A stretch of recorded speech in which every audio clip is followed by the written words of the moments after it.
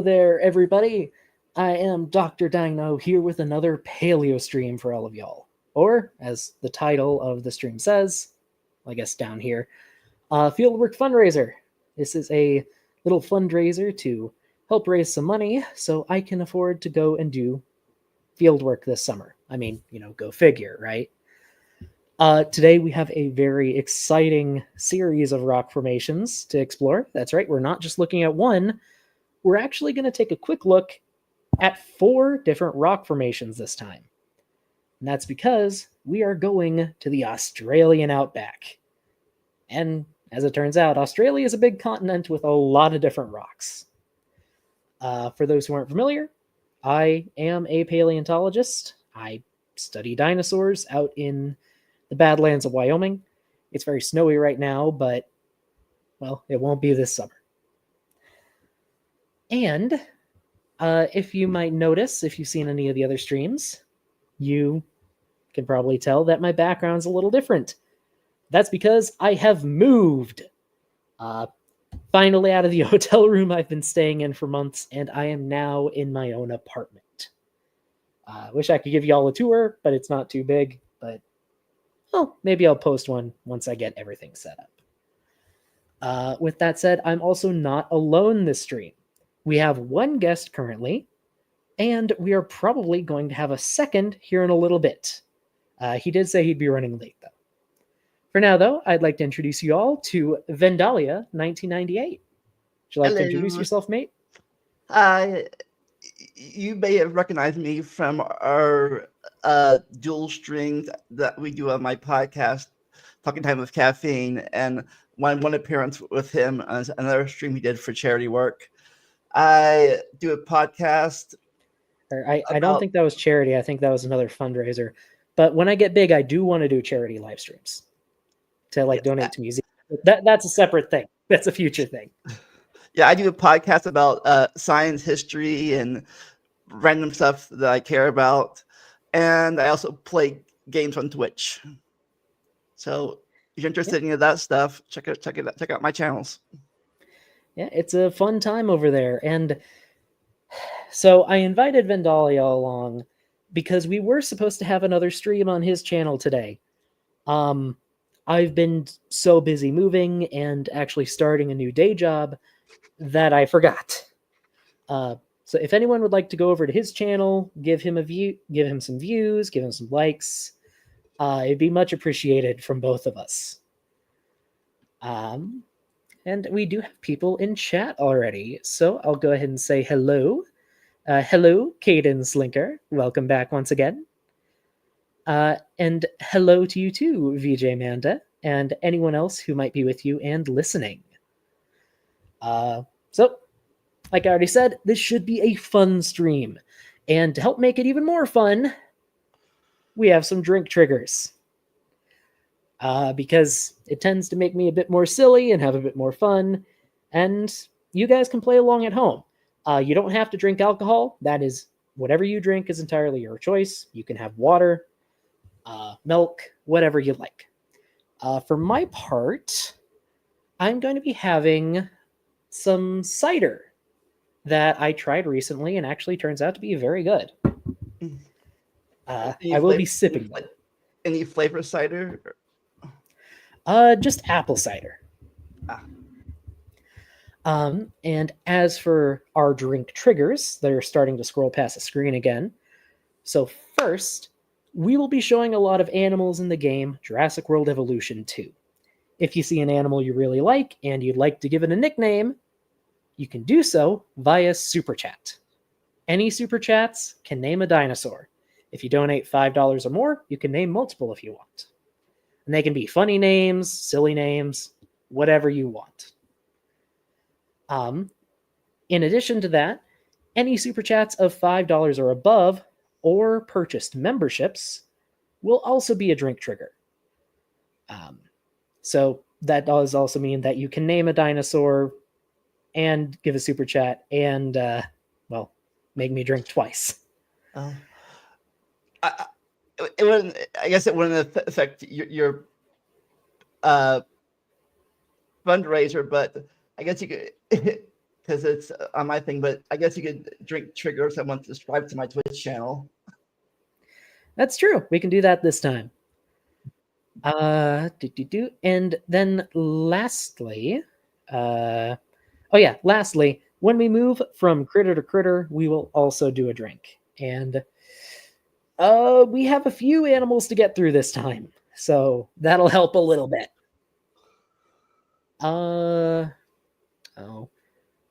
I'm sorry to hear that, Caden. I really am. Yeah. Hope. I've been there this year. Yeah. It's gonna hurt for a while, but things do eventually get better. Well, technically last year, but yeah. I have learned that time is time is a construct, let's just say that. With that said, I think it's about time we get started today. So I'm going to go ahead and pull up our handy dandy visual aid over here. Just move some things around on my end on my screen so it's easier for me to see everything. When you said that, I got some Dora flashbacks. Oh. There we go. That's better. Okie doke. Now, the fun thing today, Vandalia, is that a few of the animals we'll be seeing, you'll probably be familiar with. Because I know over on your channel, you have some of Walking with Dinosaurs as your channel intro. And if I recall, they had an episode set in Australia, right? It's been so long since I've seen that series. That's fair. I believe it was, I think it was it's either number 4 or 5, Spirits of the Ice Forest, which covered dinosaurs that lived near the South Pole, which during the time we are exploring the area, Australia would have been a lot closer to the poles. I can't find much information on the average temperature during the year, but just with its latitude, probably would have been fairly cool, probably pretty chilly during the winter. So who knows? They might have gotten frosty, they might have seen some snow. And the animals that lived there had to deal with it. But before we see the dinosaurs that had to evolve to deal with the cold, I think we should dip our toes in the ocean. Because the first rock formation we're looking at is the Tulabuk Formation. That is a small ocean. Well, unfortunately, they can only be so big in this game, and I don't want the animals to be so spread out we don't see any of them ever again, which has been an issue before. Anyway, the Tulabuk Formation is a rock formation in northeastern Australia, and it is a shallow marine / near shore environment, meaning the water would have been pretty shallow, there would have been plenty of beaches, and there would have been plenty of space for both dinosaurs and marine critters. Like basically any ocean, there would have been tons of fish and, tons of fish, let's just say, fish of all kinds. And there were also, apparently at this time, some of the last surviving ichthyosaurs, with Ichthyosaurus here being a stand-in for them. So ichthyosaurs, for those who don't know, were a very common group of marine reptiles during the Mesozoic, or the Age of Dinosaurs. They've been found on every continent, as far as I'm aware. They got really big during the Triassic, but by the time of the Middle Cretaceous, when everything here is set, they were starting to disappear. And as far as we know, they don't make it to the end of the Cretaceous, sadly. So what we're looking at here is the last of a dying breed, but they're still pretty neat. One of them was also the main character in another Walking with Dinosaurs episode. Cruel This is weird, Seeds. since they weren't dinosaurs. Well, to be fair, they also talked about pterosaurs and birds. Well, I mean, birds are dinosaurs. But yeah, the last of the ichthyosaurs. Some of them are found in the Tulabuk, but they're not alone. And alongside them are some other sea-going lizards, well, reptiles, that did make it to the end of the age of dinosaurs.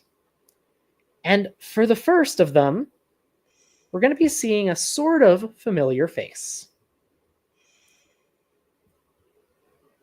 So this is another stand-in creature. What you're seeing on screen is known as Archelon, a gigantic turtle from the end of the Cretaceous. As far as I know, Archelon is actually the largest turtle still known.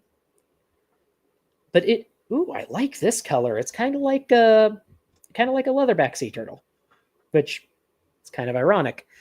But anyway, today this turtle is standing in for Builia Kellys,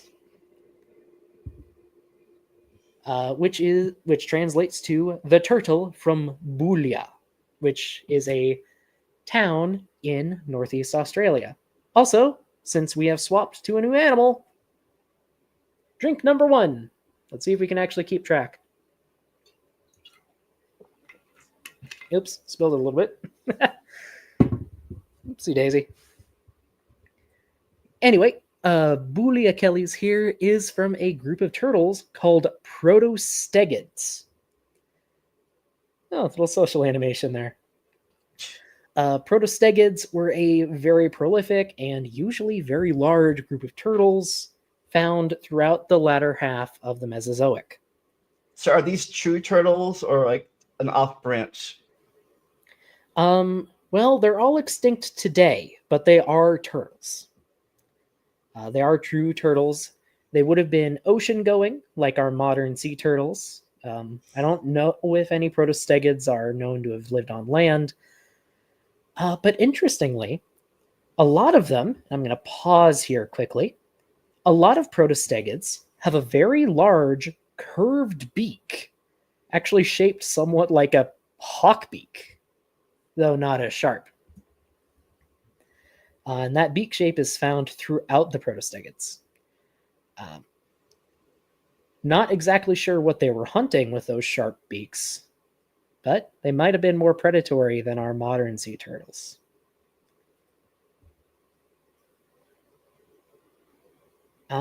Let's see. Is there anything else to share?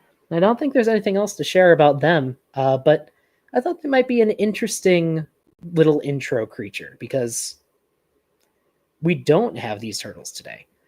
And actually, if I can find a good skeleton to show really quick, another thing you see in protostegids, not that image. Here we go. I'm going to show a famous one because it's really cool. What I'm about to show, I believe, is the holotype of Archelon, meaning the first one found that the genus was named after. And as you can see, it doesn't have a complete shell, unlike, as far as I know, all of our modern turtles. It actually had leatherbacks don't have a complete shell. Yeah, it's not a solid carapace. They actually had lots of gaps and holes, which is something that sets them apart. So it's a new animal or the same one? That was a picture of Archelon. Okay, so the same one that's on, or that was just on screen. Okay. And over on your Twitch, Apricot Mage says maybe fish or shellfish. Definitely a possibility. I mean, modern turtles have fairly varied diets, so I don't see. Well, I don't know what could be off the menu. It depends if that beak was for plants or animals. That's also true. Although there weren't as many sea plants during the Mesozoic. Well, there were still sea plants, but like if you think of kelp forests, apparently those are only really from the Cenozoic. So the last 60-ish million years. Anyway, these big turtles and the ichthyosaurs had other interesting critters swimming alongside them, such as some elasmosaurs. Now, for the third time in a row, this is a stand-in creature. What we are seeing on screen is Elasmosaurus, but it is standing in for Aeromongosaurus, which is a very long-necked... What was that? Plesiosaur? Yes, these are plesiosaurs. Plesiosaurs, for those who don't know, they're famous for having really long necks. Also, all of these turned out with ugly skins. That's fabulous. Oh, well, this one's kind of pretty. But yes, plesiosaurs are a group of marine reptiles. They swim with all four flippers. They have really long necks, and they have tiny heads, usually, with lots of very sharp teeth. As far as we know, they would have been mainly fish hunters. So not eating those turtles right next to it. Not eating those turtles right next to him. No, it probably wouldn't go for a turtle. Maybe a tiny one or like a baby. Also, really quickly, new critter, new drink. Alrighty. Anyway, the elasmosaurs, heading towards the end of the Cretaceous, become the dominant form of plesiosaurs, and in fact, they are some of the most prolific marine reptiles of the Cretaceous, though they do first appear in the early Jurassic, as far as I'm aware. Did a little spiral. And even towards the end, they start getting really weird too. Some of them start getting bigger heads with bigger teeth or with smaller teeth, and as far as we know, they used their heads to filter feed sand at the bottom of the ocean instead of hunting for fish. But Aeromongosaurus here appears to have been a fish eater. And it might seem... No fish for it to eat? No fish for it to eat? I guess maybe we can put some fish in here. Can your thing do predation and prey thing or not? Yeah, they can hunt. We'll just go ahead and put some fish in. They're not going to hunt each other, but they can hunt fish. As for how these things would have hunted, well, when you have a tiny head like that, at least compared to the rest of your big body, it displaces the water much less. A tiny head on a long neck isn't going to displace much water when you move it around. So you can sneak up to a shoal of fish without disturbing them and then just snap really quickly. And from plesiosaurs with very complete necks, we know that they could really move that head around. In fact, I'm pretty sure, at least for some of them, they could have twisted their neck back and touched the base of the neck. So how big is your metaphorical pond here in game? How big is this? It is. Yeah. Well, it's 6 of these lagoons, but I'm not sure how big that really translates to. Just wondering how big that was compared to the mythical Loch Ness. Well, it's a lot smaller than Loch Ness, but also we have our other guest today. Hello, Grayson. Yo, how's it going? Hey. Pretty good. Sorry, I didn't hear you. What did you say the name of this was? It's like a elasmosaur of some type? It is an elasmosaurid. This is Aeromongosaurus. Aeromongosaurus. That is awesome. Wow, how do you say? Is that an E or an A? With an E. What does it mean? Do you know? It's named for the area it was found, or actually, I think it was named for the Eromanga Seaway. Let me double check. Oh, it says Eromanga Basin. Eromanga Basin, that's it. But what I'm just curious about Eromanga. That's such a cool Australian name. Like if I never if I didn't know this was at all, I didn't know where it was from, and you just told me Eromongosaurus, I would be like, that sounds like an Australian creature. Well, it definitely was. It was found in Queensland. Oh, awesome. Which I know doesn't really narrow down the area too much, but to be fair, rock formations stretch a bit. The model in the game had all these kinds of spiky protrusions coming out of its face. Do you know why they are there types of plesiosaurs that have those? Well, not as far as we know. We do have here, I'll put it back up on screen while I look, but we have plesiosaur skin impressions. Oh, that's awesome. Oh, we can't see its head literally at all. Okay, there. Oh. Okay, there it goes. Yeah, so it's got all these kind of like big, cool, like punk looking spikes, like Sid Vicious over here. Yeah. Let's see. Can I find a good? I love that animation. It just like popped out of the water. I'm having trouble finding. Oh, is that it? No, that's the Green River Formation. That's not a plesiosaur. Okay, I'm having trouble finding pictures. No worries. We can move along. It's fine. But from the skin impressions we do have, plesiosaurs appear to have had very tiny scales. So they probably wouldn't have had these spiky protrusions. I can't say it's impossible, but it's not very likely. Well, it looks cool as heck. I can agree it looks nice. One thing we do know about plesiosaurs, though, is that many of them would have been countershaded. Like, well, a lot of modern animals where they have a darker skin on top and lighter skin on the bellies. And not all of them were long-necked either. That's true. Some plesiosaurs decided to get weird and shrunk their neck.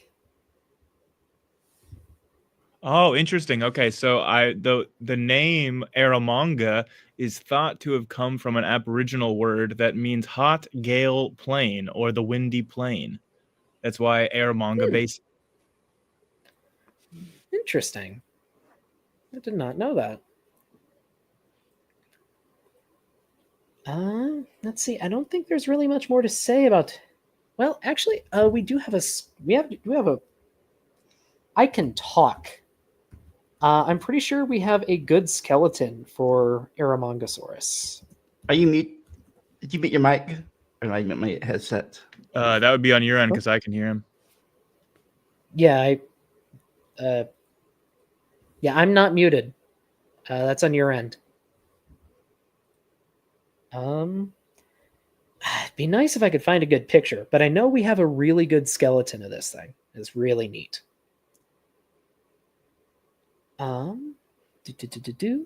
With that said, plesiosaurs have, well, two main branches.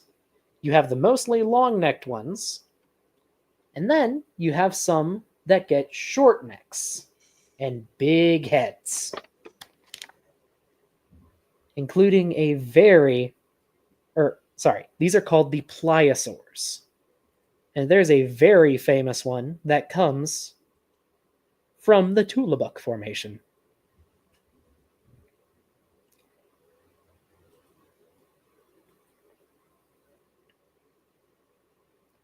Oh, we also have our first donation of the stream. Thank you very much, VJ Manda. Muchas gracias. Well, first, that's a donation, so that's a drink. Also, if you would like to name any of the critters we've seen so far, any fun nicknames, please let us know. Drink number 3 and 4 for swapping to a new creature. So 2 in a row. Man, I love pliosaurs. They're in my top 3 favorite extinct animals of all time. You know, I don't blame you once. Ooh, that's a pretty olive green. I do And not green is blame my you one favorite bit. color. Oh, we'll stick with this one then. Anyway, yes, this is a pliosaur. Pliosaurs are short-necked, big-headed plesiosaurs. They appear to split fairly early on, and then some pliosaurs get long necks with tiny heads. It's really weird. But Kronosaurus here. Well, if the name Kronos sounds familiar to anyone out there, that's because this sea monster is named after the, I believe, Greek titan Kronos. Badass. Yep. So did they eat its kids too? You know, it wouldn't put it probably past him. did. Yeah, I would not put it past this guy. Not one bit. I mean, look at its mouth. That is the head and mouth of a pure monster. I don't think that infanticide is above this guy. I don't either. Infanticide, rather. And for anyone curious what this guy was doing with that big head, it was eating anything it could find. Including other pliosaurs. Almost certainly. Not going to eat him, but it's going to attack him and try to bite him. If it could eat him, it would. Almost certainly. And Doc, what because I know that the pliosaurs did kind of go out the window. They didn't make it all the way to the end of the Cretaceous. So, what era did you say that Kronosaurs are from here in Australia? Middle Cretaceous, about 95 to 100-ish million years ago. Wow. So would this have been like one of the last bastions for the pliosaurs, similar to the ichthyosaurs? Not one of the last ones. This was probably during sort of their heyday. I actually don't know what the last pliosaur is. I'll look it up while you continue on with this guy. Okay. Well, for now, I will say what's on screen here is 1, terrifying, and 2, this monster's actual size. Kronosaurus is absurdly huge. We're talking 30 to, I think, maybe up to 40 feet in length from fragmentary remains. This skeleton, actually, is at the Harvard Museum of... Is it natural science? It's at Harvard. And then there's actually a pretty interesting story behind how they got the skeleton. I will say, if anyone wants to hear that story and not hear me butcher it, there is a YouTube channel called The Skeleton Crew. They're a group of paleontologists that talk about dinosaurs and other things. And they have an episode of a podcast series talking about Kronosaurus, which I would highly recommend. Anyway, we have stomach contents from some other pliosaurs suggesting, again, they would have eaten anything. Some ate squid, some ate fish, some ate large marine vertebrates like plesiosaurs and turtles. And that ichthyosaur there is very right to be afraid. Okay, so I found the latest known species of pliosaurs. You have Polyptyctodon. I'm just kind of guessing at the pronunciations here, but that was in the the latest possible range is around 89 million years ago, 90 million years ago, and that's England, France, and Argentina. You also have Brachaucenius. I'm just guessing here again. That's 90 million years ago. That's North America and North Africa.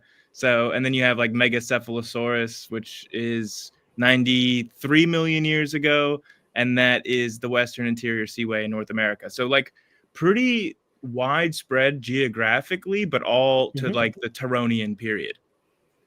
Okay, which is interesting. Is it the Turonian epoch? I can never remember. Sorry, yeah. I said period. Yeah, it's okay. But what's interesting is during the Turonian, so a span of time I want to say it's 85 to 95 million years ago, something like that.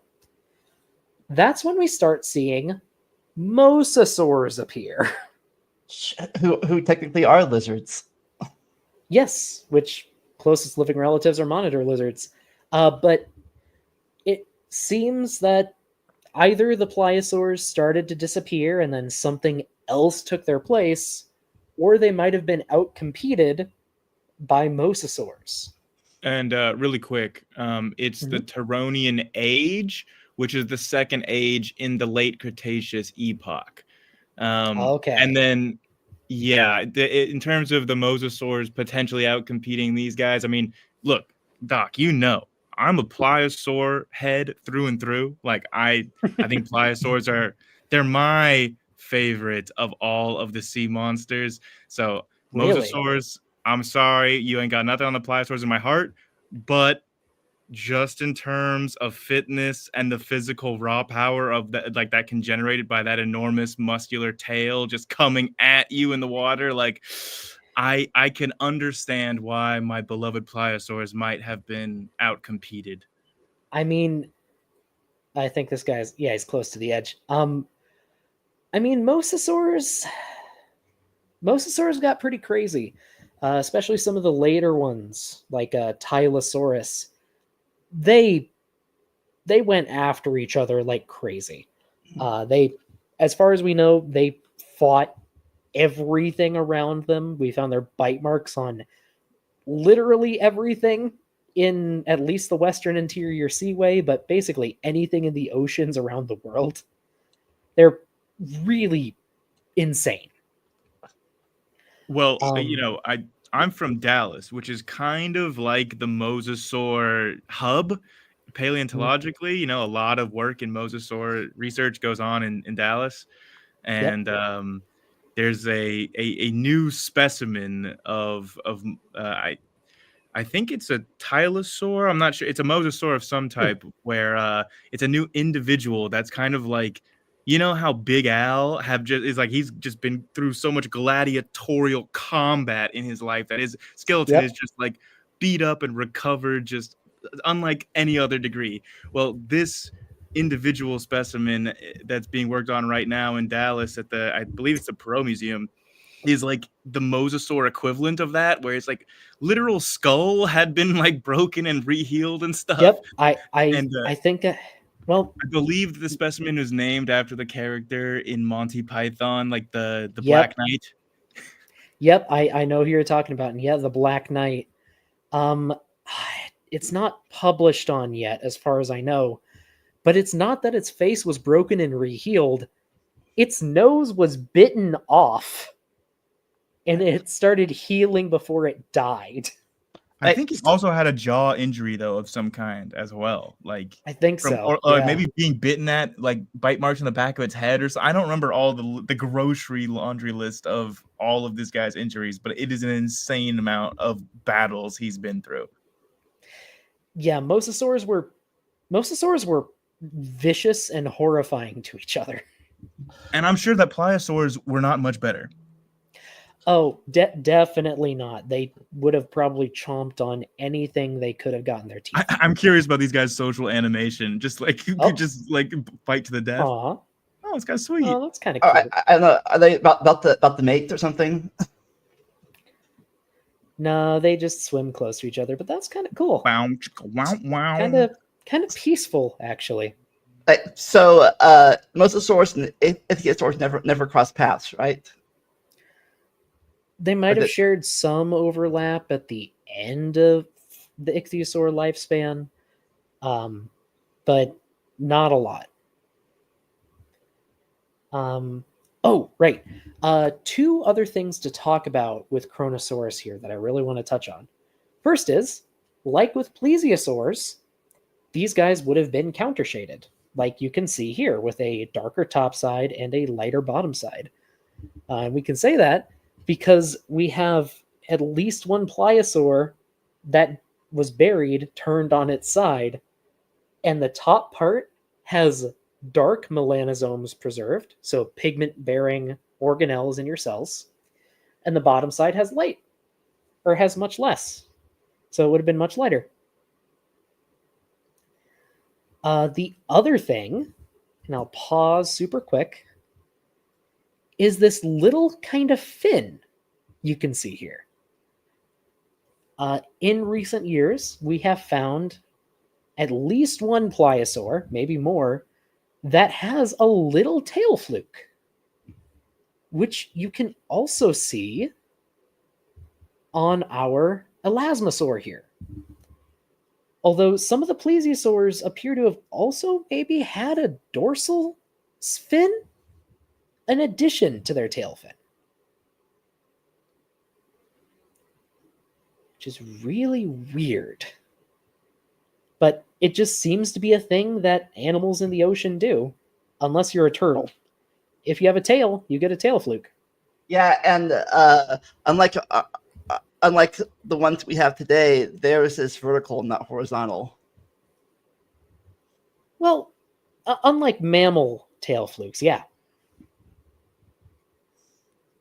But to be fair, in general, reptiles are usually really good at side-to-side motions, and they're not usually very good at up-to-down motions. Mammals are weirdly good at that. But with that said, who's ready to get out of the ocean and step onto the beach? Me. Sure. I'm getting a little waterlogged. Although, like, you talked about how polar this region would have been. So, like, if I'm thinking about regions today close to the pole, it's like, I don't know if I would really, like, I don't know if I would really want to hang out at those beaches. You know what I mean? I mean, that's fair, but people go swimming in, like, Maine or North Okay, but Carolina. Maine is not, we're talking about way more polar than Maine here. We're talking about, like, Svalbard or something like the Baltic coasts, or, like, I don't know. So you're not wrong. You're not wrong. But keep in mind, this is during the Middle Cretaceous. And the Middle Cretaceous was much warmer than our modern day. So it would have been cool, but it wouldn't have been cold. So no ice or snow? Or possibly some ice or snow during the winter months, but not a ton. Think probably like probably like northern Georgia, where sometimes you can get maybe a couple inches of snow during the winter. With that said, do we want to take to the skies first or explore the land? I go land. Go land? Yes, sea, land, air. Follow the path. Alrighty. In that case, first up, we have a big plant eater. What is emerging from this hatchery is one of the most famous dinosaurs from Australia, due in large part to its appearance in Walking with Dinosaurs. We'll be saying that for a couple other things in this episode. Also, switching to a new dinosaur, so drink.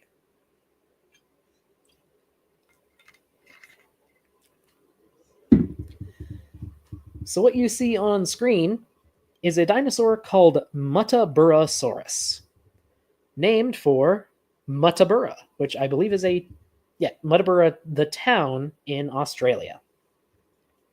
Also, I like this vivid color. It's kind of cool. Now, while you might look at this big guy and think duck-billed dinosaur, you'd actually be wrong on that. Most of the duckbills we think of are hadrosaurs, which are, hadrosaurs. Think like Parasaurolophus or Edmontosaurus, those things.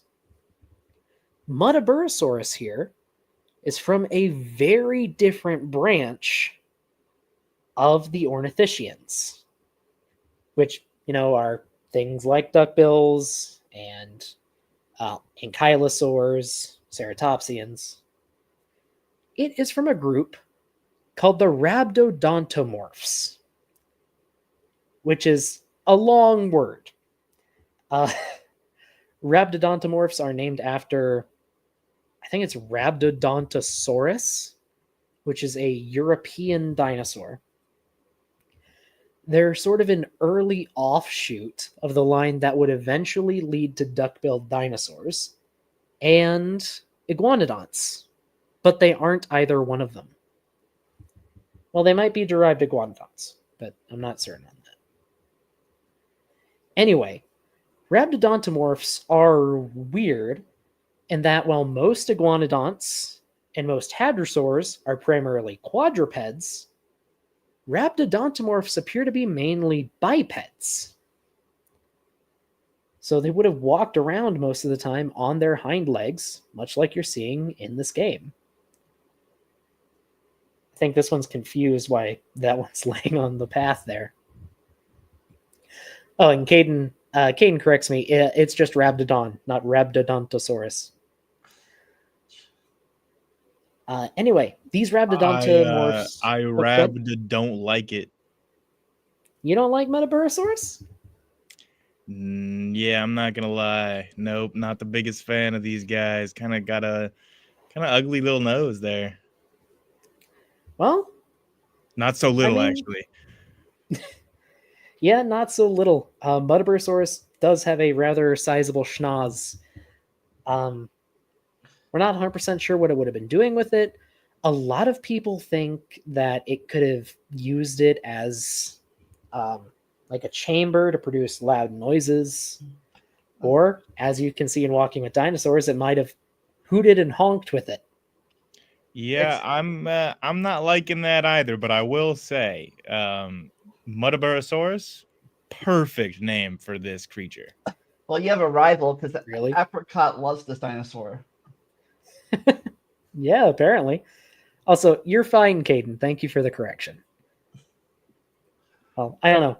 I think Metaburosaurus is kind of cool. I think it's really weird. Oh, by the way, new animal drink.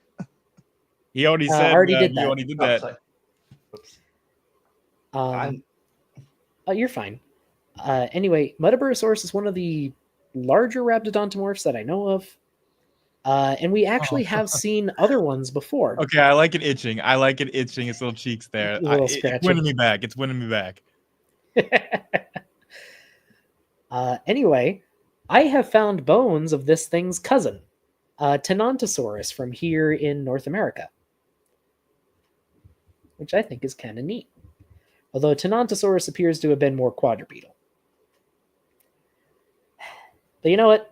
If you find this dinosaur so boring, we can move on to our next one, which you might have a bit more fun with. Actually, before you do that, you said that you... Oh, okay, never mind. Yeah, well, sorry, you said that as I clicked the button. Go ahead. What were you going to say? Well, you can introduce this one. Okay. So this is... I have to double check every time I say this name. Leah-Elenosaura. Named after, I believe, the discoverer's daughter, Leah Ellen. Yeah, that sounds like it was named after two women, Leah and Ellen. But okay, I just remember Leah and Ellensaurus. Leah Ellensaurus. Nope, named after Leah Ellen Rich. So was that tail for sexual display or other reasons? Well, we don't know, but I will talk about that in a minute. Grayson, there was one thing you wanted to bring up? Yes. So I was looking at what kind of temperatures that we might expect, and well, I didn't find any for Cretaceous Australia specifically, just like looking at the Cretaceous average temperatures in the polar regions. So likely even, I mean, they're pretty mild. It said like 57 degrees Fahrenheit to 63 degrees Fahrenheit. So like pretty mild kind of temperatures. It depends on the area. As you go closer to the poles, it does get colder. I'd have to double check the latitude. Also, real quick, drink for a new dino. Well, this is at least, maybe this could be this could be, I mean, it almost sounds like it should be a typo maybe, but it says 57 degrees Fahrenheit in winter and 63 Fahrenheit in summer for the poles, which doesn't seem like correct at all, but that's what, according to Britannica, for paleoclimate of the Cretaceous. I'm trying to see if I can find a climate map. Well, no, I'm having trouble finding one. So during the equator at this time would have been really, really warm, but I know there are some areas that would have gotten cold enough to have snow. I'd have to check what's the paleo latitude? Oh, this is an interesting study. Warm, middle, Jurassic, and early Cretaceous, high latitude, sea surface temperatures from the Southern Ocean. So, I mean, that would be kind of right in the area, right? So this would be Gondwana, or can I pronounce it? Or Gondwana, yeah. Yeah. Okay. Or we can talk about the dinosaur on the stream, or if you want. I mean, it does have quite a cool little tail there, kind of like a mix between a peacock and a squirrel. Okay, sorry. So I had to look something up. So there is a rock formation in China called the Yishan. That's where Eutyrannus is from, the big feathered tyrannosaur. The Yishan had a paleo latitude is like how far you are from the equator, right? Latitude is flatitude, yeah, the flat lines. Okay. Its paleo latitude was about 44 degrees. And the Yishan was cold enough to get seasonal snow. But that could be an altitude thing too, right? I mean, what's the altitude of that area? It is also partly tied to it being a high altitude environment. But I just wanted to mention that the Tulabuk Formation, so where Leonellonosaurus is from, would have been at negative 52 degrees. So it would have been substantially farther south than an area that would have seen snow during the winter, even if it is lower latitude. So most of these trees would be angiosperms or not angiosperms. Yeah, during this time, we would still be seeing a lot of conifer forests. It's okay. This would have been around the time that the earliest angiosperms would have started appearing, though. So the earliest broadleaf trees and flowering plants, a lot of modern plant groups would have started appearing during this time. So these flowers actually kind of fitting. Gymnosperms. That's what I was thinking. Gymnosperms. Yes, gymnosperms. Those are what conifers are. Anyway, so yeah, this environment could get a little chilly. And this little dino had to deal with it. Oh, I just saw one there playing with its tail. Oh. So far, all these dinos are nice, peaceful because there's no predators around right now. Yeah, they don't have to run for their lives yet. Anyway, Leonellosaura is a very small dinosaur. It's only about 1 meter to 2 meters in length, so 3 to 6 feet in length. And over half of that length appears to be tail. This dinosaur had an extraordinarily long tail, and we have some reason to suspect it may have been fluffy, like you can see here. See, Leonellosaura is a small ornithischian dinosaur, and we have some beautifully preserved small ornithischians, namely, what is it called? Wow, I was about to name it and I forgot its name. Feather ornithischian. We have a very small ornithischian dinosaur about the size of Leonellonosaura that was covered in feathers.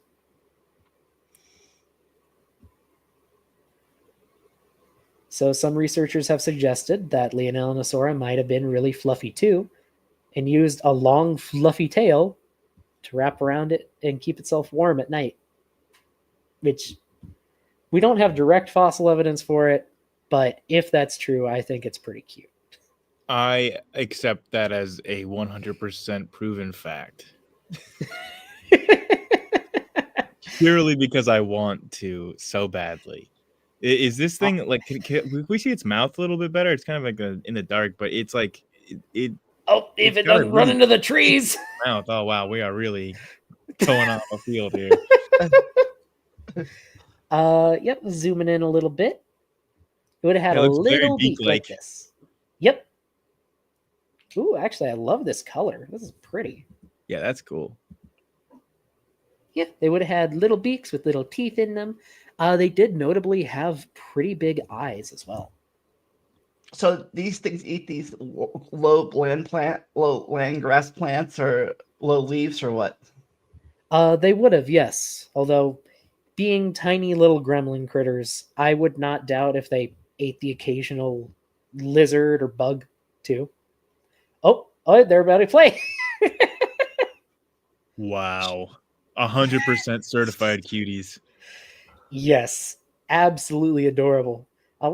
Where's Maya? Maya's always asking about her for cute and fluffy dinos. Well, Maya missed it because I mean, this is it. Yeah, and Let's do something. Let's do something vicious next, Doc. Give me vicious next. we can do vicious in a couple minutes. First, we have something else that's pretty little. Yeah, And I just wanted to let these guys out first. We gotta get something to eat these guys. Yeah, Well, we we got to don't- get these things preyed upon quick. Well, we don't have anything from this formation, unfortunately. We don't have any like predators from this formation. So No was this like a predatory dinosaurs. Let So me, was this like- You said as I this was remember. Let me a. double check. You said that this was kind of like a shallow sea environment, right? Like a coastal environment. Shallow sea / near shore. Yes. so let's see a place like play with the dodos that there's no big predators around, so they all live peacefully and happily with no predators. I mean, maybe. And yeah, I just double checked. There are no predatory dinosaurs known from this formation. Okay, Now, that's not to say there weren't any, but we don't know. Here's my headcanon, right? These cute little fluff monsters wander a little bit too close to the coast, and a Chronosaurus just boom pops up at beaches and just noms on the thing. Well, we do have a large pterosaur that might have preyed on them, actually. All right, let's go. Let's do it. Oh, okay. Gotta love food chains. Let me turn on escapes so they can actually get out of the there's a glitch. We'll see if It's fate. how do I Natural selection. If they can't survive, they can't reproduce.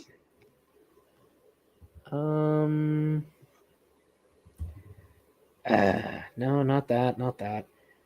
There's a way to like favorite an animal I know, and if you do that, you can glitch it into the other hatchery. But I don't remember how to do that. Let me just check something real quick.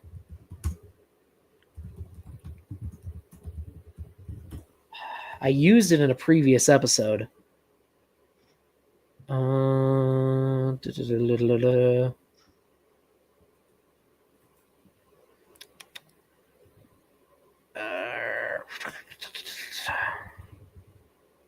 Come on, computer. Oh, what are you trying to do right now?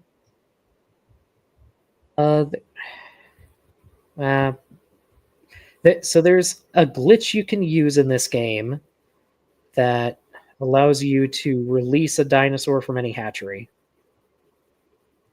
Well, I don't know what that means, Doc. Just a second.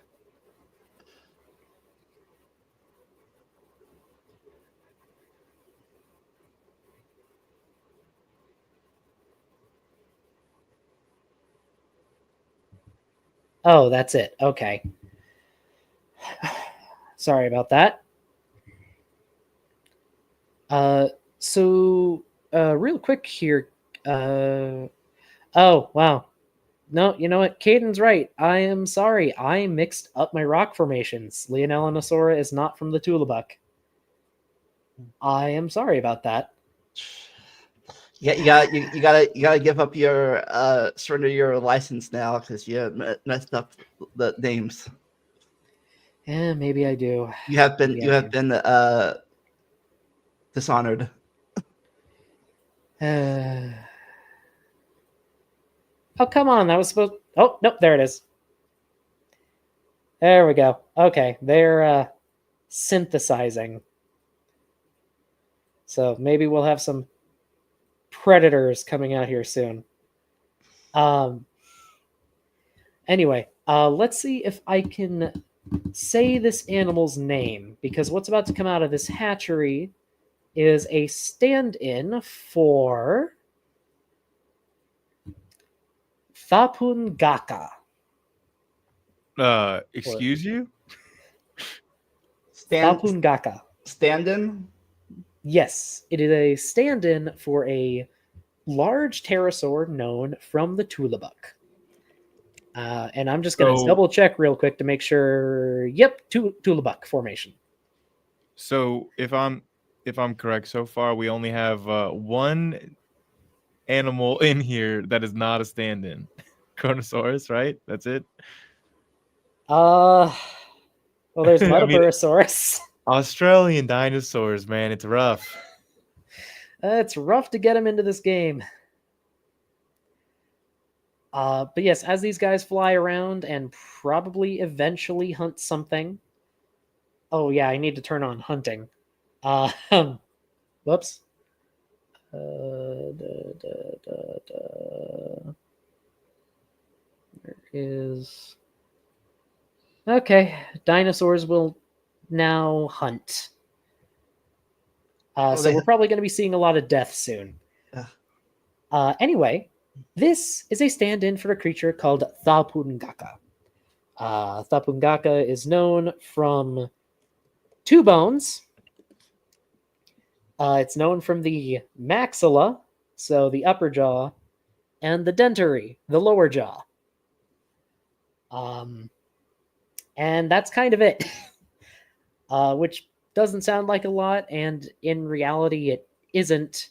But it is enough to know what it is. So its wings were not connected to its hind legs, just its front legs. That's the design of this animal in the game, unfortunately. While we wait for it to hunt something, I can show this. So these are the bones we know from Thapungaka. And as I said, it's enough to know it's a pterosaur and what kind of pterosaur it is. But it is not enough, unfortunately, to tell us much more about the skeleton. The name, by the way, comes from the Wanamara of Australia, and Thapun is spear, and Ngaka is mouth. So Thapungaka. Yep. So spear mouth, which I kind of like. It's a fun name. So are those true teeth or false teeth? They are true teeth. They would have had real teeth like many other pterosaurs. Do you know, Doc, would all of their ancestors have had true teeth, or were there a part where their ancestors would have lost true teeth and then they would have evolved them back? I don't think there's any creature that's ever re-evolved true teeth. They seem to be something that only evolved once, and then if you lose it, you're basically lost without it forever. Yeah, then you just kind of have a serrated pseudo teeth beak thing. Oh, they're fighting. Jesus. Oh, wow. So where was that with the pliosaurs earlier? Where's that aggression? You got these Thapungaka over here, spear mounts, earning the name. Unless they are mating. Unless that was a mating call. Well, to be fair, I did have combat off earlier. I'm genuinely surprised nothing is dead in this Hell's Aquarium we've built. Oh yeah. Well, knock on wood, something's going to die soon, I'm sure. The next person in side chat to correct a doc will have to take a ritualistic plunge in the hell pool. The Hell Pool works for a name. But we have one last land creature to show off.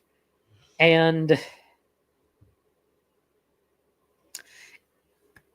it's not technically a stand-in. Well, kinda. It's complicated. So what is coming out of the hatchery right now is labeled in this game as Minmai. Minmai is a tiny ankylosaur from Australia. And we talked about those guys, not about them specifically, on our last podcast we did together. Yes, we did.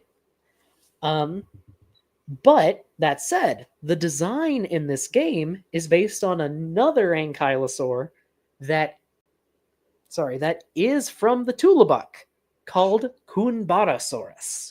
So are any of these animals in this game the actual animals we're talking about, or they all cosplaying?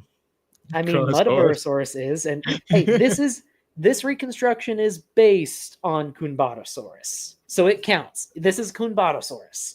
How big are we talking here? About the size of a large sheep. Can you zoom in on its face? Let me see if it's cute or not. I can. Oh, yeah, it's got its angles. Well, the one in the game is particularly Whoa, that one was turtly. cool. That one was cool. Yeah, this one? Its face looks particularly armored. Yeah, that's the reconstruction they went with. But the actual skeleton for this guy is absolutely spectacular. I think it tried to eat that tail. Yep. That's their social animation. They That was bite each other's awesome. tails. I'm so glad we witnessed that. Almost certain they probably would have done it too. Ankylosaurs were probably very mean. With that said, here's its skeleton.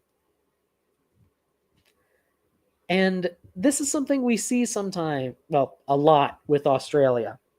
Looks like roadkill. The animal, yeah, the animal will either be preserved perfectly in its entirety, or we find literally one or two bones, and we name a dinosaur off of it. Leonellonosaura and Muttaburrasaurus are known from fairly complete remains. Kunbarasaurus is. Minmai is not. And one of the next creatures we will see is very much not. With that said, real quick, new dinosaur, new drink. Anyway. You drunk yet? I just did. No, are you drunk? Oh no, I am not. I am moderating myself. I was trying to think of how to say it. Ooh, that's colorful. I am drinking in moderation, just because I don't want to be drunk on stream. Anyway. Also, sorry, I said it was colorful. I was showing the animals again, and I forgot to put them on screen. So what can we say about Kunbarasaurus here? Well, we can actually say a few things. First off, it is from a group of ankylosaurs that you don't usually see much in media. They're from a small offshoot, an early offshoot, called the Parankylosaurs. Parankylosaurs are usually more mobile than their larger cousins. They're usually small, and they're usually not as heavily armored. And, well, they're only really gaining prominence, at least in some media nowadays, but they appear to have been scattered kind of everywhere. We have some in South America, we have some in Australia, and we even have some in Antarctica. So there used to just be a ton of these tiny little armored dinosaurs scooting around the southern continents. And these are And parankylosaurs? yep, parankylosaurs. And we're And only really learning about them now. Is this kind of typical in size, kind of sheep-sized? Sheep or smaller. Oh, wow. There's one. Wait, what's the smallest? I gotta know the smallest. I'll pull it up. What's it called? Like, we talking? Can this thing? I want a Chihuahua-sized parankylosaur. That's what I demand. I demand one. I don't think it's that small. But there is about one like a that's miniature schnauzer-sized parankylosaur. Let me pull it up. A min pin for the min ma. Will this do? Aww. So, here we go. So, Kunbatosaurus is about here. And then this is Steguros. Steguros is from, I believe, Argentina. Wow. Or, no, Chile. Steguros From Chile. Is not a good name. Not a good name. That's like somebody's Greek uncle, Steguros. But this is like a tiny, cute little spiky guy. He's a cutie. He's not a Steguros. But I guess technically he is. I mean, that's fair. Oh no. Well, okay, I might have to check out this video later. But yeah, some of them got really tiny, these parankylosaurs. And you can actually see right here, we have one from South America, one from Australia, and one from Antarctica. Antarctopelta here appears to be one of the larger members of the group, but it is fairly fragmentary. And, well, I think they're really neat. They're really cute, and they're really neat.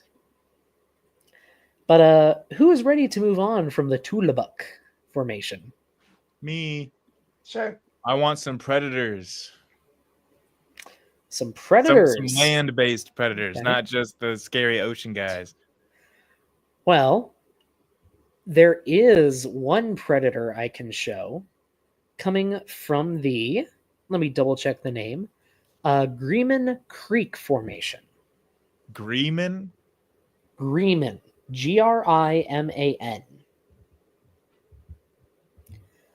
And you will never guess what sort of predator it is. A theropod? A monotreme. That What? probably would have looked a lot like modern platypus. Wow. Okay. I was way off. Yeah, you're a little off there. So, a lot of people forget, but mammals did exist during the age of dinosaurs, including some, well, what we consider to be weird ones today, the monotremes. What you're looking at on screen is Steropodon, whose name translates to lightning tooth. Okay, well, how is that cooler than all the other things we've gone over so far? Well, it is particularly noteworthy because its fossils were preserved in opal. That's so cool. Why is this thing so cool? So, Australia has some weird things. One of these weird things is that a lot of fossils in Australia are partially or entirely preserved in opal. Famously, there is a plesiosaur whose entire skeleton is opalized, and this little lightning tooth is also completely opalized. Then again, it is only part of a jaw. As with many mammals, we don't have much of the skeleton. But it's just this weird phenomenon that is very common to Australia. And honestly, I don't know why. Did you say what formation that we're in now? We're in the Grieman Creek formation. Grieman Creek. And what what are like the age ranges of that? Let me double check, but I believe it's about the same age as the Tulabuck. Yep, 106 to 98 million years ago. Cool. Okay. Yeah. And it was not alone in this environment. As I bring the game back on screen, because we're going back to the herbivores.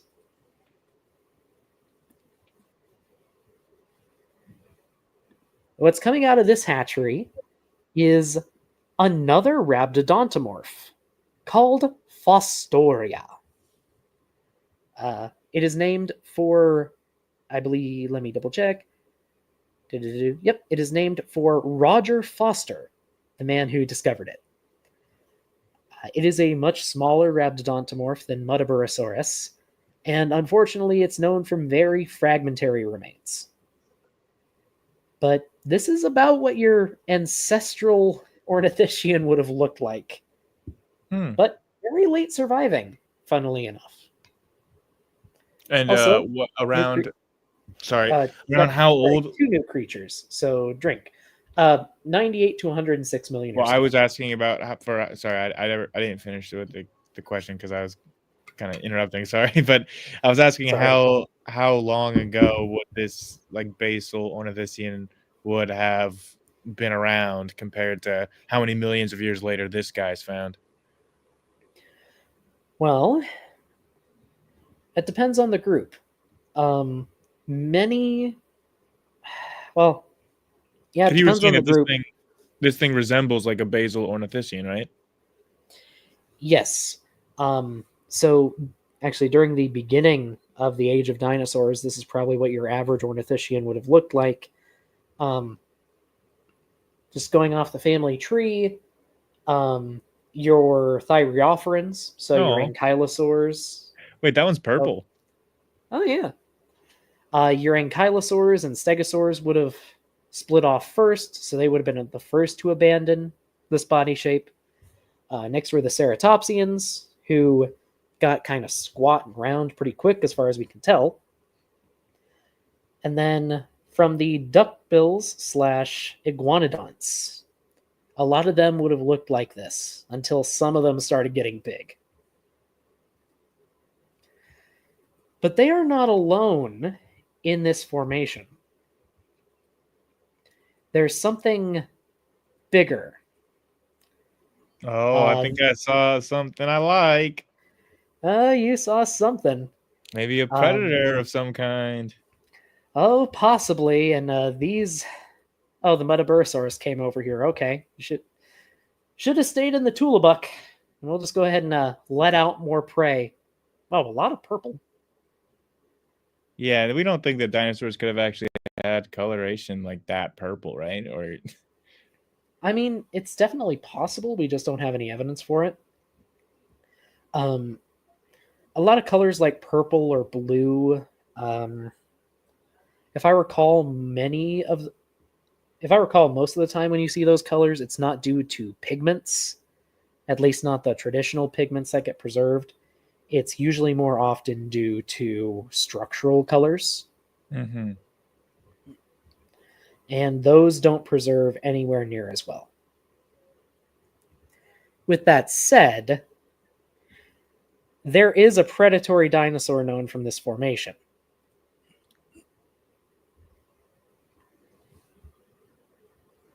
There we go. Oh, they're eager. They're hungry. Are these the bigger the bigger raptors? Megaraptors. These are megaraptors, and we're not going to get into what exactly they are for a little bit, because there's a much better preserved one from this continent. But this is Rapator. I was asking for this to plunderer. Doc, I was asking for this 10 minutes ago, and you gave me a platypus. I know, I got it. Hey, I got to tease you a little bit, okay? And also, what did you drink for a new translate it to? Plunderer.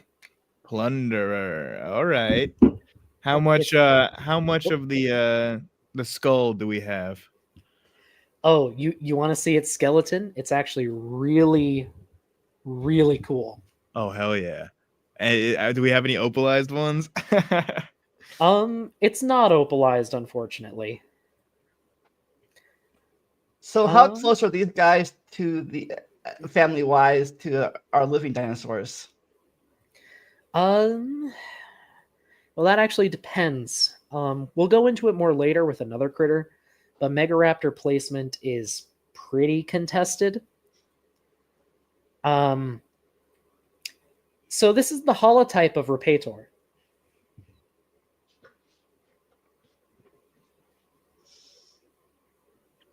Diagnostic. You remember how I said that Australia has two modes when it comes to preservation? Yeah. This is a metacarpal. So for those not familiar with anatomy, you have your fingers, and then you have your metacarpals. That is all we have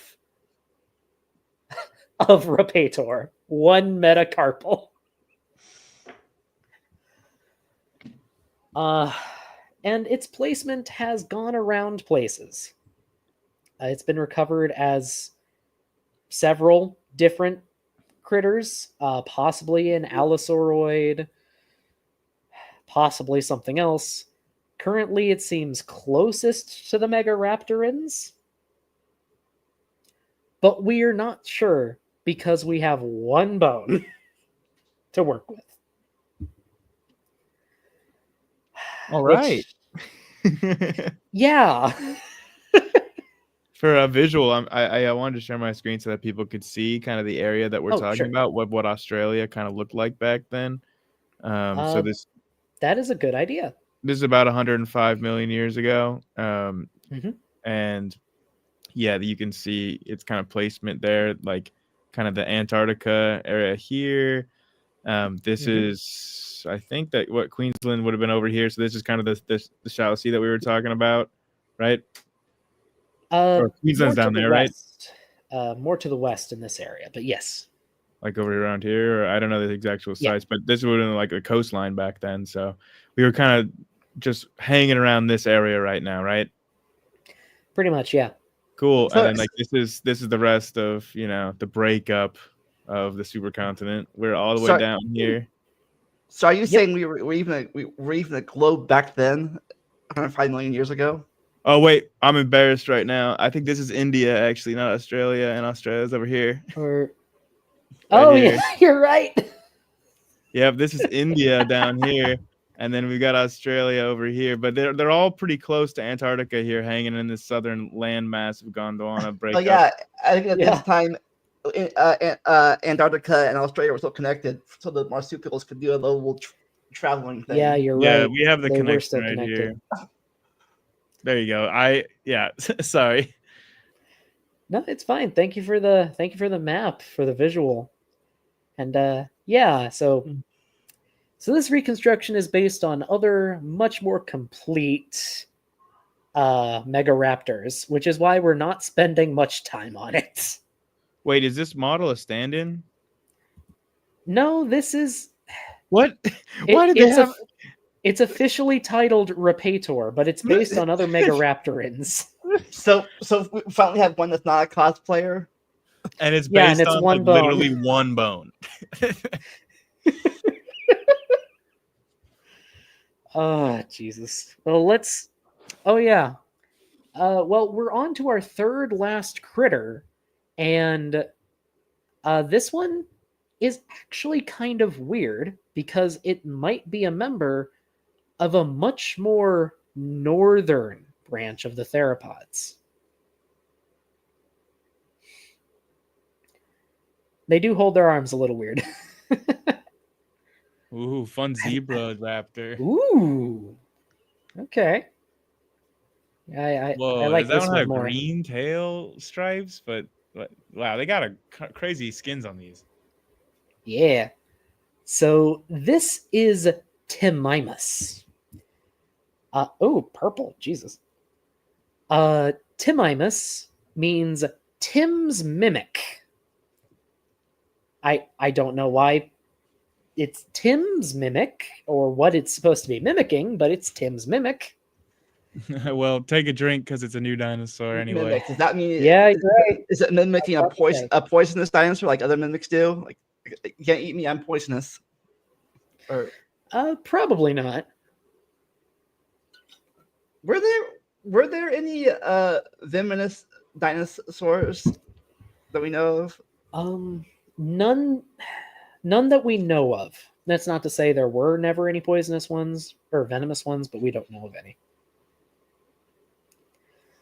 With that said, Timimus is also known from one bone, but it's the femur, which is a much more diagnostic bone than the metacarpal. And the interesting thing about its femur is that it looks like it's a tyrannosauroid. So Timimus here could be an early tyrannosaur found in Australia, which would make it one of, I believe, only 2 or maybe 3 tyrannosauroids known from the southern hemisphere, which is weird. The only other one that I can remember at the moment is Santanoraptor from South America. And this would have been like another example similar to that one that looked like a basal ornithischian, where it kind of resembles more of like a basal tyrannosauroid in appearance, right? Most likely, unfortunately, with... Wait, Caden, is that right? Timimus is named for the brother of Leah Ellen from Leonellanosaura? Wait, didn't you have to take out Leah Ellenosaura out of here? I put it in the wrong formation on accident. Oh no, but it's still in this time period and from Australia though, right? It still belongs here, just in a different formation. Yes. Okay. Let's see. So let's see. Leonellanosaura was named by the Riches after their daughter. Let's see. Timimus.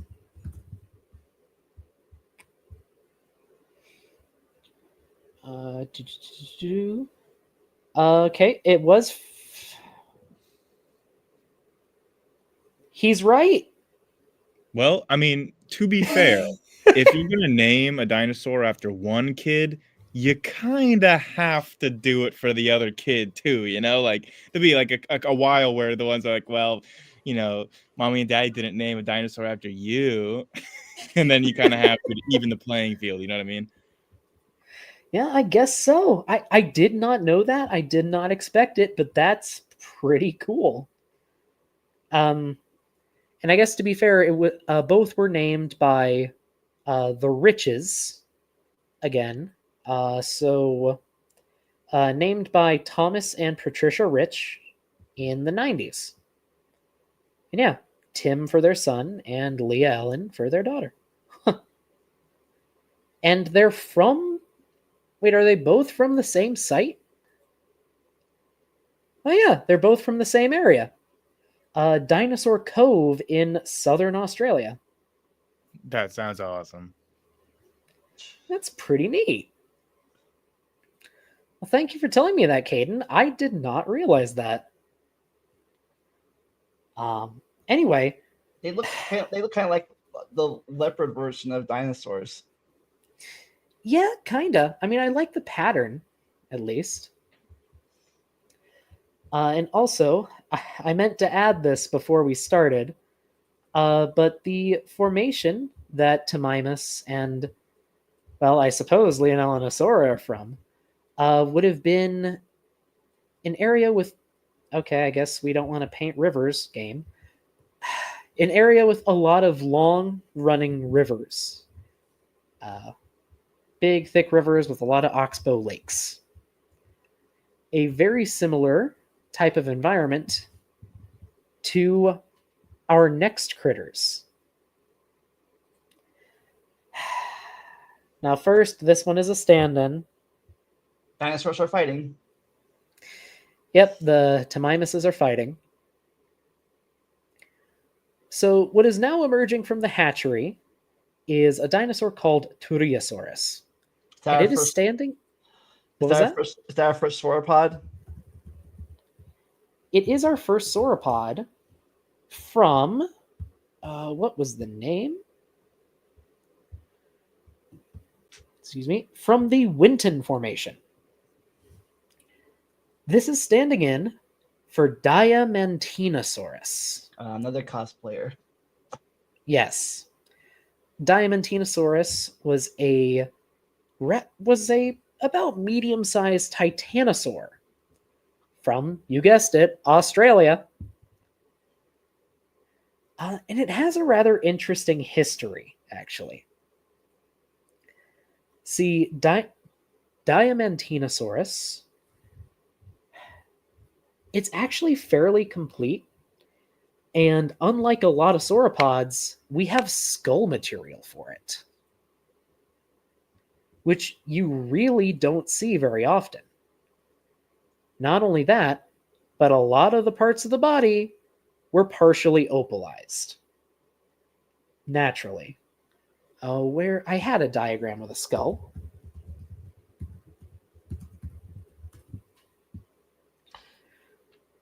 Anyone There want we to see Diamantina or Diamantina or whatever the woman that this is named after? Diamantinosaurus is named after Lady Diamantina. I thought it was named for the town It's of named after the Diamantina. Diamantina River, which is named after Lady Or Diamantina river, right? here. This is Lady Diamantina. I don't know how to say it, but it's all named after her. She's a looker, I guess. And then if I could, while we're sharing my screen here, sure. there's also, just to give the people the appearance of, here was the Dinosaur Cove that Coach was talking about. This is present day Australia compared to Antarctica in the present day. And then this is how much closer it would have been back then. And you can see here, like, it's fully in the Antarctic Circle. So, yeah. So I And just want to share that. as we've already talked about, they may have been actually connected at that point, too. Yeah. In fact, it's pretty likely they were, because there are a lot of very similar fauna. With that said, here's the skull of Diamantinosaurus. And it's actually way more complete than a lot of sauropods, and especially a lot of titanosaurs.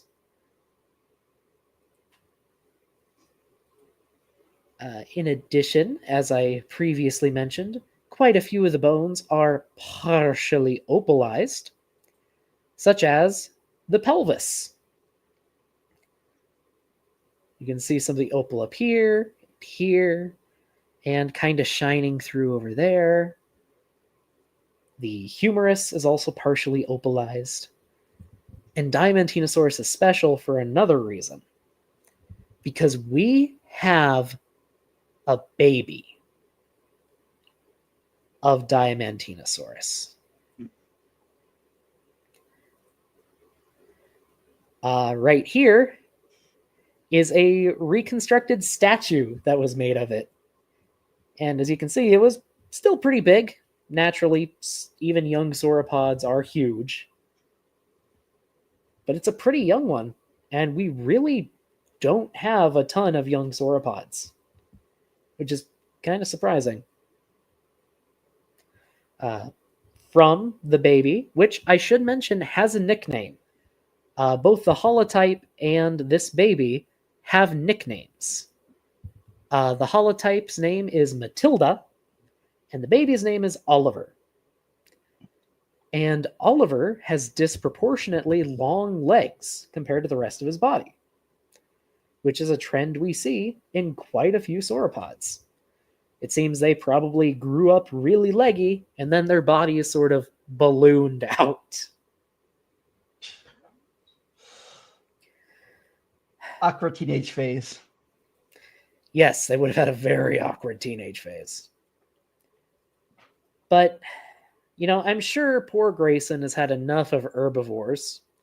Would you like to see a proper Megaraptor? Yes, I've only been dying to see one, yes. And we can actually get into them this time.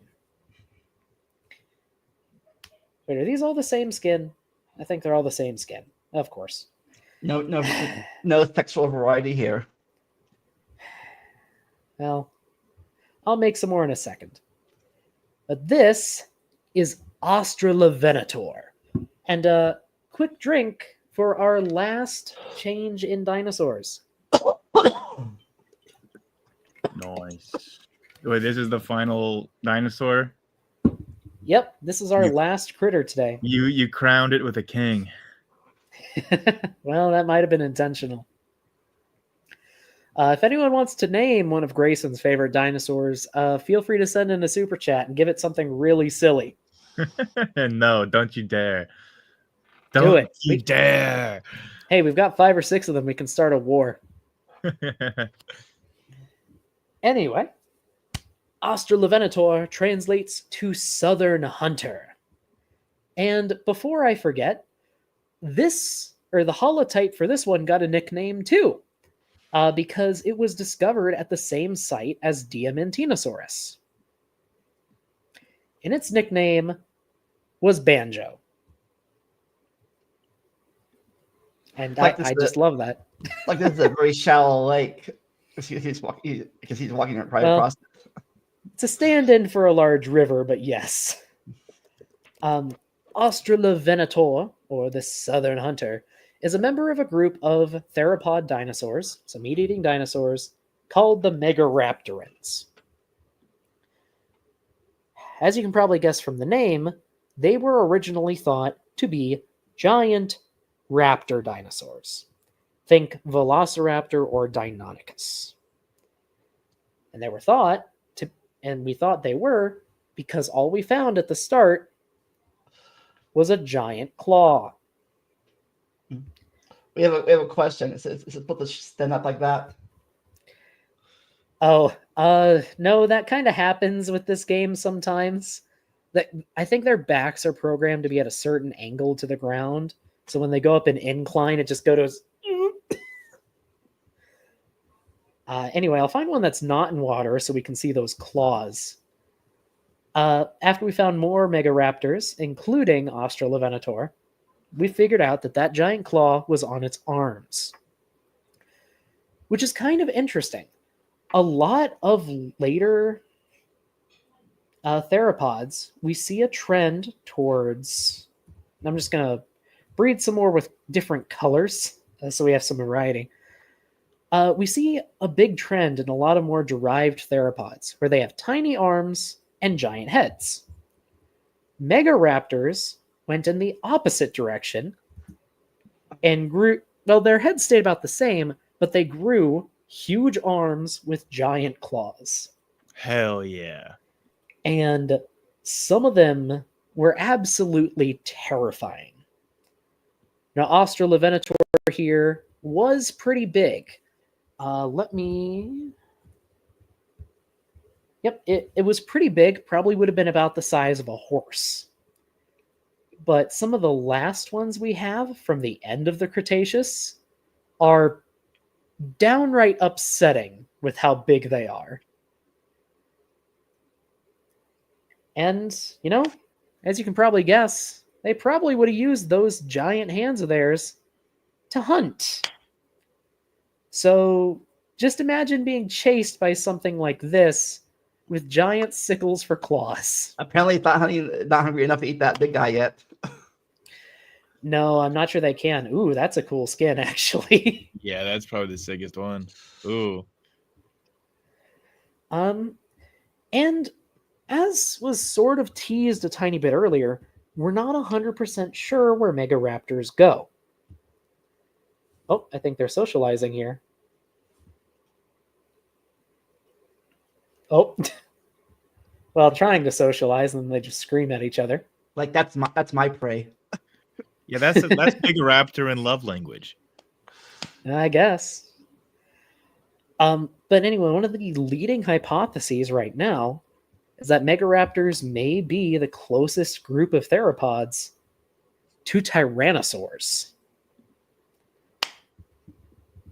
So it seems that one branch of the family grew giant heads and tiny arms, and the other end got giant arms with giant claws. And really quick, I guess they're going to do another social animation quick. But really quick, I would like to show you guys my favorite representation of any Megaraptor. And that is a modded creature for the game Path of Titans. Now, for those who aren't aware, Path of Titans is an online game where you can play as a dinosaur. It's actually kind of fun. I don't know if you'll believe this, but I have played it. And gasp! And this modded Megaraptor is beautiful. Just listen to the sounds.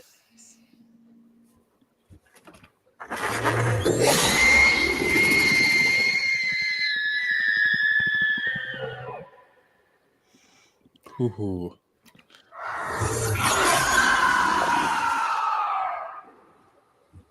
Yeah, they decided to turn it into a horror monster.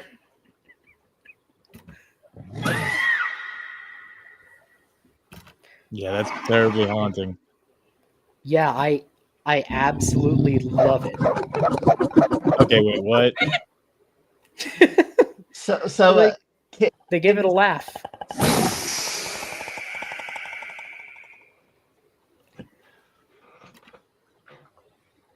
And a scratch.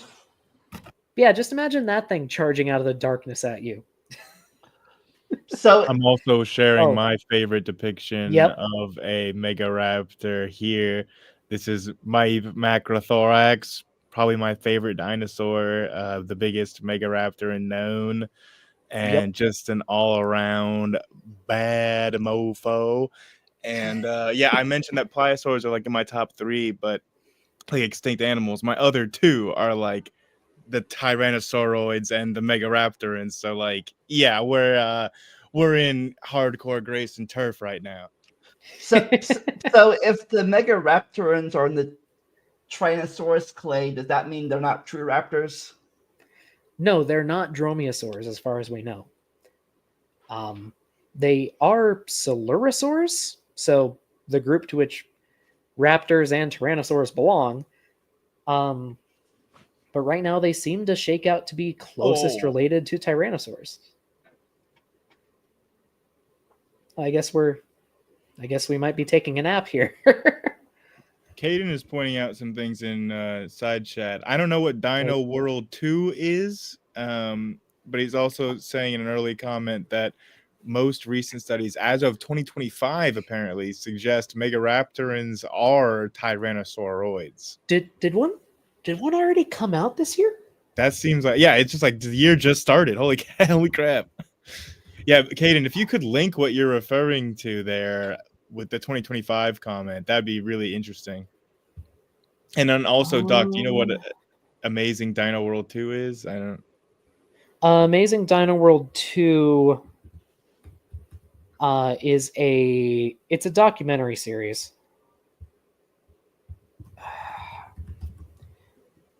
Sorry, I'm looking. Well, if Caden has it, he'll link it, right? So I'm sure he will. I'm seeing stuff in 2022. But I would not be super surprised if something has already come out this year. Sometimes that happens. You are. I guess you're behind on the journals already. Well, hey, that's one of the things I love about this field. Things are always changing, and we're always learning more, and I absolutely adore that. And part of that is more fossils are always eroding out of the ground, and people have to find them. Which is part of the reason for this little fundraiser, folks. If you would like to support a paleontologist, and actually, a paleontologist and this summer his lovely assistant in hunting for dinosaurs and digging them up, because we should be excavating some interesting things this year. Wait, am I the lovely assistant? I mean, you volunteered for it like 5 times. Well, I didn't know if you were describing me or Vanessa. I was like, who's the lovely assistant? Oh no, I'm Vanessa's assistant. You're my assistant. Oh, okay. I'm glad that we've established that hierarchy, the pecking order. Yes. Anyway, if you'd like to support me in doing field work, oh, something died over there. If you'd like to send any super chats, or there are links in the description of this stream to donate as well. Any amount is super appreciated. We're just double checking. Yep, nothing from Venmo, but that's just fine. At any rate, I wanted to thank everyone for coming. Thank you for listening to me ramble on about dinosaurs for almost 2 hours. Thank you, Vandalia and Grayson, for tagging along as well. Yeah, if you want to hear do y'all more have about any- dinosaurs, sorry, if you want Okay. to hear more about him chatting about dinosaurs, come over to my channel next week. We'll be talking about Yes, dinosaurs again. next week. I should be good for next Saturday. Let me double check my work schedule super quick. While I do that, Grayson, do you have any final comments on the dinosaurs and other critters you've seen today? Yeah. We didn't see enough tyrannosauroids, but we did see 2 out of my top 3 favorite freaking extinct animals today. So I'd say that's a pretty good day there. Got to geek out over some cool pliosaurs and some cool megaraptors. The one specifically, it was Chronosaurus and Australovenator. How do you say it? I can't. Australovenator. That is a hard one to say for me for some reason. But yes, Australovenator. Gosh, Australovenator. Australovenator. It's not coming together, but it's a dang cool dinosaur, and I'm glad we got to geek over some cool Australian dinos today. Also, just in terms of, I feel like we would be remiss in bringing up extinct animals from Australia's past if I didn't. And I know it's not the right time period, but I just have to say, I have to point people in the direction. Go research the demon ducks of Australia. You won't regret it. The They're demon super ducks, the giant wombat, kangaroo, all the crazy stuff. Australia really does have all the crazy stuff. Also, Caden sent a picture about skull material from an Australian megaraptor. Let's see, do they assign it to anything? From 2025? Curious. What was that? From 2025? This is February 2024. Doesn't look like they assign it to anything unless I'm missing something. Oh, wow. This is an awesome freaking figure, though. Let me share my screen of this figure from this paper. This thing's Okay. sick. What a cool illustration of a Megaraptor. And look at this. It's even got like little like crests and stuff on its. Look at that. That's pretty neat. If they have crests like that, that is a very common Tyrannosaur trait. And you've got it. This is a great figure. Like, wow, look at that. They've got the location, they've got the time period where it's coming from. It's old too. Like they're putting it at like 118 million years old. It might be older than any other Megaraptor I know of. That's pretty interesting. Yeah, I mean, this is like one of my favorite figures I think I've ever seen in a paleontology study before. Like, this is awesome. Like, well done. Pretty good design. Yeah. Look at those things. Look at that claws. Like, I mean, probably my least favorite part about T-Rex, always since I was a kid, was its tiny little wimpy baby hands. And then as soon as I learned about Megaraptors and like these things, I mean, these are great big old man claws. This is like a freaking monster over here. I don't know. I've just always been impressed with the Megaraptors, and I wish that we would find more skull material from them generally. Yeah, that's the weird thing. Every Megaraptor we have is somewhat fragmentary. even the most complete ones, I think, top out at maybe 20 to 30% of the skeleton. And they're also a really new group. Like, it took us a while to even start finding them, and then all we find are fragments. They're a very mysterious group. I'm hopeful, though, that someday soon we'll get some more material, maybe a really good skeleton. Well, Caden linked the study, I think.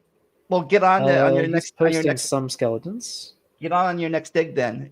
You get digging this summer. Go find one for us. Who knows what I found? Oh, this is a really cool. Yeah, pull up the study that that Caden just put that one on screen, the one that he just linked, because that almost talks about exactly what you were just talking about. It says here like how the Megaraptoran skeleton is far from well known, and the humerus is one of the least frequently preserved elements.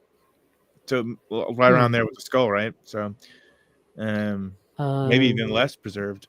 Referred to Megaraptor itself too. Okay. Osteological. So it has differences in anatomy compared to the juvenile Megaraptor. That's interesting.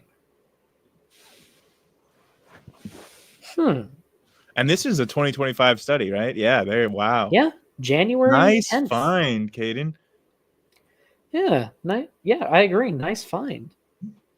Oh wow, he just said something that really sparked my curiosity with that one. I can't wait for them to discover a Megaraptor from the Hell Creek. Ooh. I'd be surprised, but I'd also be intrigued. You mean hyped? I think it'd be fun.